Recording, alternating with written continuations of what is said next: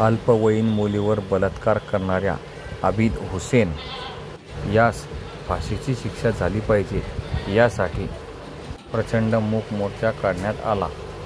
या मूक मोर्चात हजारो महिला व पुरुषांचा सहभाग होता। शेंदुर्णी तालुका जामनेर येथील आबिद हुसेन याने तो ज्या शाळेच्या बसवर चालक होता त्याच शाळेत शिकणाऱ्या अल्पवयीन मुलीवर गुंगीचे औषध देऊन वेळोवेळी बलात्कार केला। या प्रकरणी पिंपळगाव हरेश्वर पोलीस स्टेशनमध्ये गुन्हा दाखल करण्यात आला असून प्रकरणी आरोपी व त्याच्या आईला अटक करण्यात आली आहे। या घटनेच्या निषेधार्थ शेंदुर्णी येथे सकल हिंदू समाजाच्या वतीने मूक मोर्चा वाडी दरवाजा भागातून काढण्यात आला।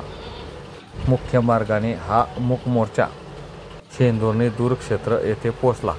या मूक मोर्चात युवती, महिला, पुरुष यांचा मोठ्या प्रमाणावर सहभाग होता। हजारोंच्या संख्येने हिंदू बांधव आरोपी यास फाशी झाली पाहिजे लव जिहाद बाबत फलक घेऊन मूक मोर्चात सहभागी झाले होते। यावेळी बजरंग दलाचे सहसंयोजक प्राध्यापक आशिष दुसाने पुणे यांनी आपल्या घणाघाती भाषणात लव जिहाद, हिंदू मुलींवर कशा प्रकारे जाळे फेकले जाते, त्यांना हळूहळू कसे अटकविले जाते, प्रेमाचे नाटक व लग्नासाठी व धर्मांतर केले जाते। मनोज चव्हाण यांनीही मार्गदर्शन केले।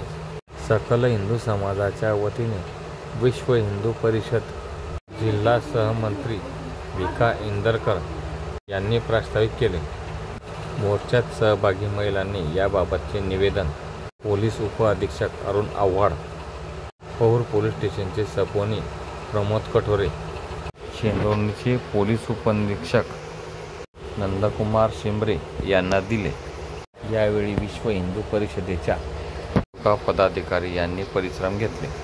श्री रवींद्र लाठे, RL न्यूज, पहूर तालुका, जामनेर जिल्हा, जळगाव।